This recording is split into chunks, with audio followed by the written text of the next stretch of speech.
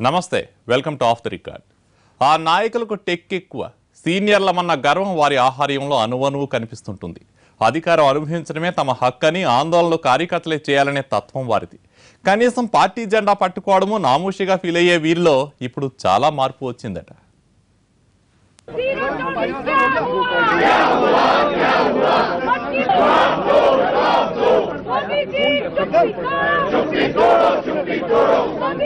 నడుం వంగకూడదు, చొక్కా మడత నలక్కూడదు అన్నట్లు ఏళ్లకేళ్లు రాజకీయం నడిపిన నేతలు.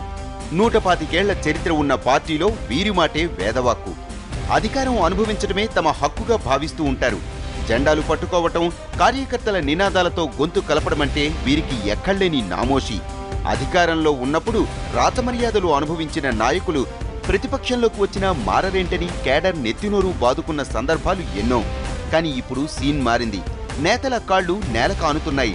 స్థాయి భేదాలు పక్కన పెట్టి సామాన్య కార్యకర్తల్లో కలిసిపోతున్నారు. ప్రతిపక్ష పార్టీగా చేపట్టే ఆందోళనల్లో నినాదాలు చేయడానికి కూడా ఇష్టపడని నేతలు ఇప్పుడు పిడికిలి బిగించి గర్జిస్తున్నారు.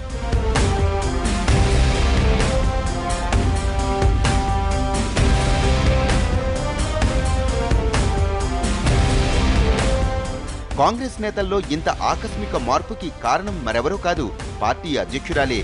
అవినీతి ఆరోపణలు ఎదుర్కొంటున్న బీజేపీ నేతలపై చర్యలు కోరుతూ పార్లమెంట్ లోపల బయట చేస్తున్న ఆందోళనను ముందుండి నడిపిస్తున్నారు సోనియా గాంధీ.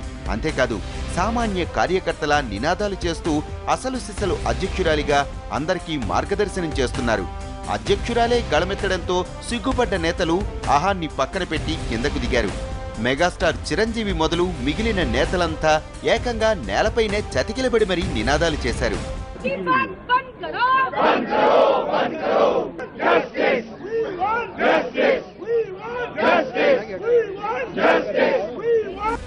రాష్ట్ర పార్టీ నేతలపైన ఆ ఎఫెక్ట్ కనిపిస్తోంది.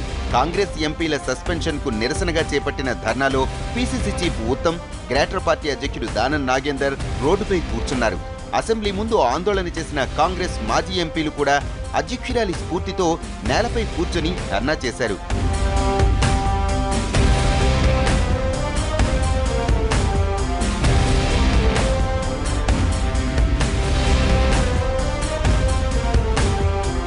సిఎల్పీ నేత జానారెడ్డి కూడా జనంలో కలిసిపోయారు. వరంగల్ ఉప ఎన్నికల కోసం జరుగుతున్న మండల స్థాయి సమావేశాల్లో కార్యకర్తల మధ్య కూర్చున్నారు. అగ్రనేతగా వేదిక మీద కూర్చోవాల్సిన జానా జనంలోనికి రావటం కార్యకర్తల్లో జోష్ నింపింది. ఇదంతా అధినేత్రి ఎఫెక్టేనని కార్యకర్తలు చెప్పుకుంటున్నారు. ఎప్పుడూ ఇలాగే ఉంటే పార్టీకి ఈ పరిస్థితే వచ్చుండేది కాదని, ఇకపైనైనా ఇలాగే ఉండాలని కోరుకుంటున్నారు కార్యకర్తలు.